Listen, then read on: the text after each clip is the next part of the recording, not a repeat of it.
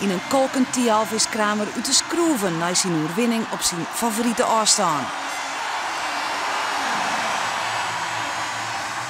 Toch de keuzes die smak is, wordt deze natuurlijk ook wel extra belangrijk. Weet je rit een Fusie 100 en het zien laat je vallen. Wij trokken eigenlijk meer druk om te staan op deze 4 kilometer. Dan moet je hem eigenlijk winnen. En zeker dat er dan zulke 10 voor je rijden worden. Gewoon absoluut goed. Zij is Fusie en zij zegt je. En dat is net om een nacht. En dat het dan, als je dan kent het dwan op het juiste moment is mooi. Het is wel een vreemde gewaarwording. Boeten is 20 graden, binnen we te rijden voor de vrouwtitels.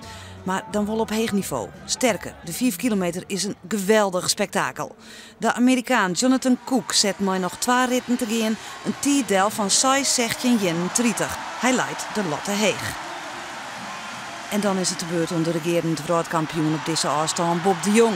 Hij zit lange tijd boven de tijd van de Amerikaan, maar met een geweldige versnelling in de laatste ronde doet de Jong een dikke seconde onder de tijd van Jonathan Cook. 6:15:26. Een tijd die jet in de top 10 rijden in Tialf.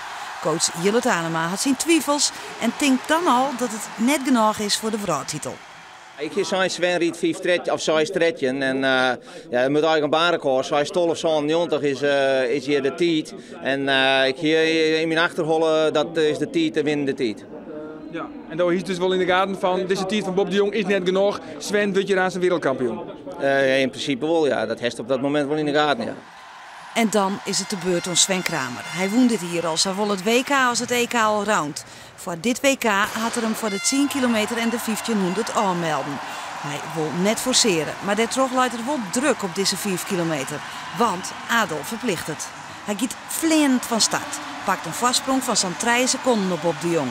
En finisht uiteindelijk in 6:13:87, een toptijd. De tweede tijd eerrijden in Tialf. En dan is het 2007, 2008, 2009. Ja, het is alweer 3 Jelien trouwens, wereldkampioen. Ja, natuurlijk de WK afstand in de Olympische seizoen is er. Dus ja, dan time's flying, we're having fun. Hè? Maar goed, dat is niet helemaal wie, want dat is wel een lol, ik les 2 nog. Maar nou ja, dit is binnen. Absoluut. Na oorlier afwijzigers is alles weer zat het weer. Sven Kramer op de hoogste trede van het erepodium.